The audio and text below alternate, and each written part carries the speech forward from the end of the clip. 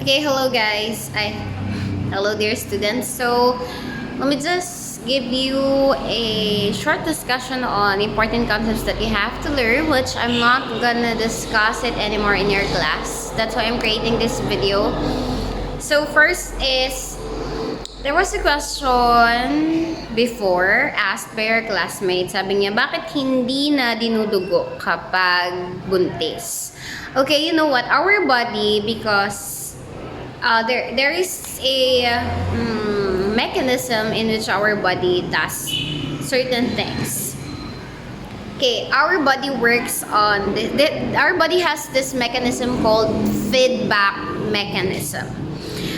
Our organs, they coordinate to each other through a mechanism called feedback mechanisms. Parang that's one way na para mag-usap-usap sila, give signal to each other, wag mong gawin to, gawin mo na to, ovary, parang ganon.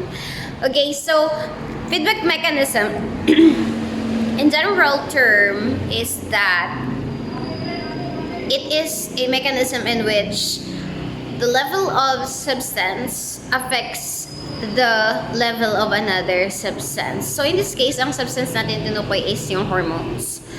Okay, so there are two kinds of feedback mechanism. We have positive feedback mechanism and negative feedback mechanism. Pero usually our body, to maintain equilibrium and normal sa body natin, they usually have this what we call negative feedback mechanism. Example of a negative feedback mechanism. Negative feedback mechanism, it's like telling the other organ not to release a hormone. And how does it do that? Or how does our body achieve that? Is pag mataas yung isang level ng substance. Okay, bigyan ako lang kayo ng example. Pag yung tanong na bakit hindi na hindi na dinudugo kapag buntis. Okay. Sige, bakit pa paano ba? During menstrual cycle, okay, sige. During menstrual cycle, the pituitary gland releases follicle stimulating hormone para itong si ovary mag-release ng estrogen. So, pag mataas ang level ng FSH, tataas ang level ng estrogen. And that's a positive feedback. Okay? Now, pag mataas na yung level ng estrogen, tataas na ang level ng mag-start na mag-release si pituitary gland ng mas mataas na level ng luteinizing hormone. So, pag may luteinizing hormone na sa bloodstream, tataas ngayon ang level ng progesterone. Pero, kapag mataas na ang level ng progesterone, that's a negative feedback sa pituitary gland to stop releasing LH. Okay? Now, kailan tumataas ang level ng progesterone? Di ba nga, during menstrual cycle in the luteal phase, mataas ang level ng progesterone. In preparing, because our body prepares yung uterine lining, yung uterus. Tumataas ang level ng progesterone para kumapal yung uterine lining for the possibility of getting pregnant. Ngayon, kapag halimbawa nabuntis, diba, lumabas yung egg kasi, tapos may na-meet na sperm, so magkakaroon, may ma-attach na yung zygote na nabuo out of the fertilization of egg, it will attach to the uterine lining. Now, our body will detect that, magsasend siya sa brain, mayroong na-implant na baby. Kaya ang mangyayari, tataas yung level ng progesterone so that ma-maintain yung uterine lining at hindi malaglag yung bata, yung embryo na lumalaki doon. Okay? So, negative feedback. So, pag mataas ang level ng progesterone, that's a negative feedback sa pituitary na huwag magre-release ng LH. At pag walang ma-release, pag mataas din ang level ng progesterone, negative feedback din yun sa pituitary na hindi siya magre-release ng FSH. Pag hindi nag-release ng FSH, walang mag-grow na egg. So, walang lalabas sa ovary, tapos hindi ma-repeat yung menstrual cycle. Kasi nga, mataas ang level pa ng progesterone. Kasi nga, may naka-attach na bata sa uterine lining. Okay, that's a negative feedback mechanism.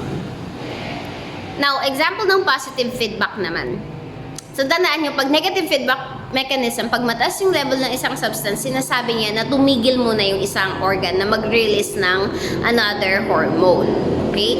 Example, pag mataas ang progesterone, that's a negative feedback sa pituitary na wag mag-release ng FSH. Para walang mag-grow na egg kasi nga may nabuong bata. Okay? Now, an example of positive feedback. Ang positive feedback naman, pag mataas yung level ng isang substance, sinasabi niya dun sa isang organ, nataasan pa yung pag-release ng isang hormone. So, it's not the normal na ginagawa ng katawan natin, pero it does that on special cases. Example, during child labor, diba kapag malapit ng manganak, yung buntis or malapit nang lumabas yung bata, yung ulo ng bata ipupush niya yung cervix. So sa pag-push niya ng cervix, ngayon kailangan yung uterine lining gumalaw, mag-contract in order to push the baby out. Now habang yung baby pinupush yun ng ulo, yung cervix, nadedetect yung nakatawan at iti-trigger niya yun, magsisend ng signal sa brain para i-trigger, para sabihin kay pituitary gland na mag-release ng more oxytocin. Okay? So, tataas ngayon ang level ng oxytocin, mag-i-increase yun. Mag-i-increase hanggang sa mapush yung baby. That's a positive feedback mechanism. Another example ng positive feedback. Halimbawa, nasugat ka. Ayan, nasugat, syempre dudugo yan, di ba? Now, in order to stop yung paglabas ng blood, kailangan mag-clot, di ba? Kailangan ma-patch up yung butas. So, ano mangyayari doon is that magsisend ng signal papunta sa brain para sabihin na damihan pa yung release ng platelets para mag-clot yung dugo at hindi tuloy-tuloy hindi ka mabaubusan ng dugo. Ganun yun. Okay? So, that's feedback mechanism. Marami pang ibang areas kung saan yun nagaganap. Pero tandaan nyo, pag feedback mechanism, negative feedback ang usually ang normal sa katawan natin. Kasi signal yun para mag-stop yung production ng certain hormone or chemicals. Pag positive feedback, it tells na dagdagan pa yung release. Special cases lang naman yung mga ganun pag positive. Okay, so that's feedback mechanism.